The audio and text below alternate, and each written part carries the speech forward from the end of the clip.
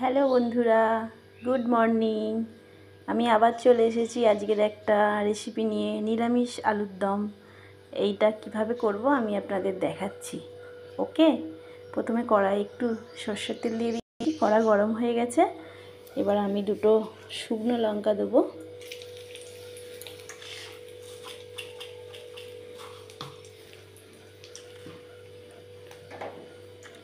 তারপর দুটো জিরে দেবো। তারপর দানা দেবো।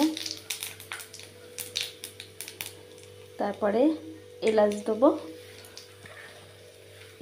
তারপরে আলুটা দিয়ে দেবো।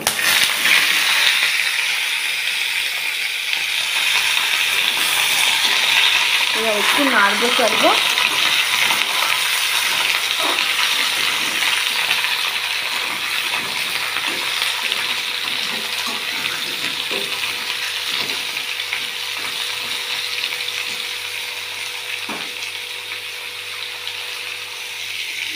এবার নাড়তে নাড়তে একটু ভাজা হওয়ার জন্য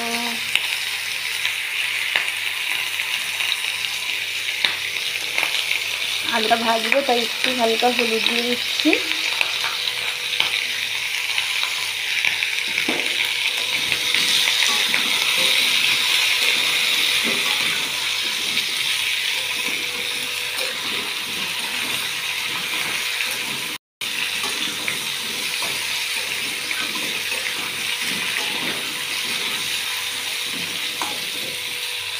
হলুদ দিয়ে একটু নাড়তে নাড়তে তারপরে আমি দেবো কাঁচা লঙ্কা দেবো, টমেটো দেবো।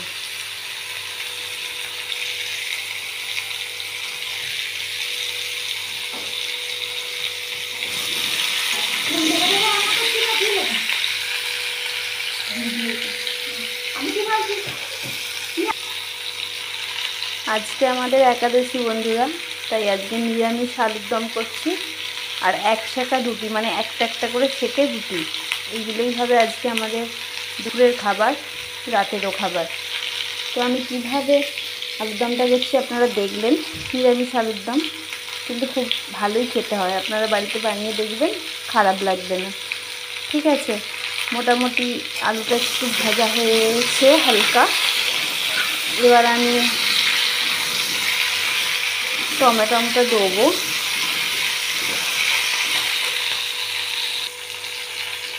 দেখুন আলুটা একটু গায়ে গায়ে লেগেছে, আঁচ লেগেছে। এবার আমি টমেটো দিয়ে দিচ্ছি। একটা টমেটোকে 4 ফালি করে দিয়ে দিয়েছি।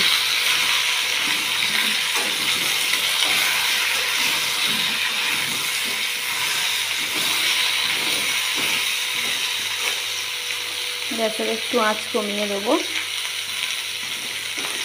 এবার টমেটোটা ভালোভাবে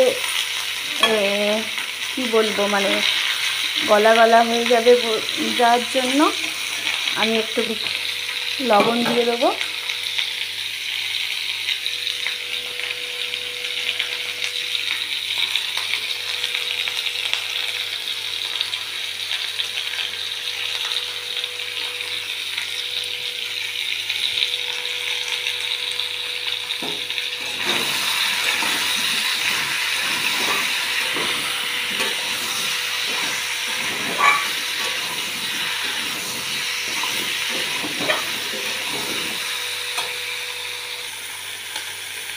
এরপর বন্ধুরা দেখুন মোটামুটি আলুটা ভাজা হয়ে এসেছে।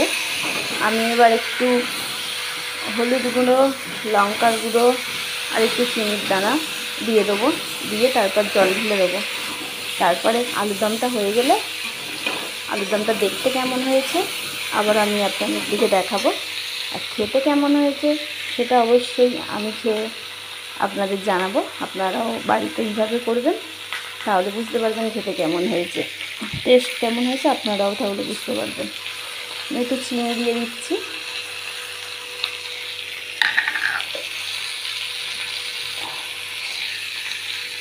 এক চামচ হলুদ দিয়ে দিচ্ছি।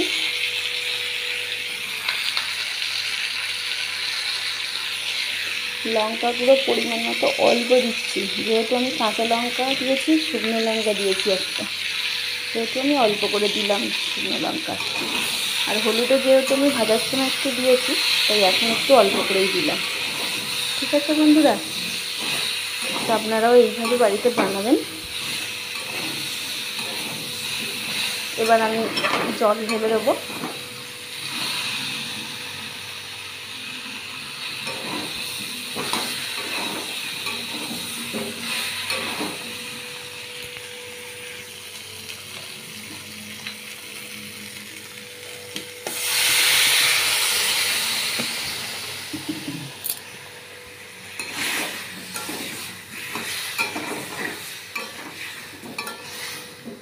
নিরামিষ আলুর দম এইভাবে করবেন। আলুর দমটা হয়ে গেলে আমি আবার একটা ভিডিও বানিয়ে আপনাদের দেখাবো। ওকে, ততক্ষণের জন্য বাই।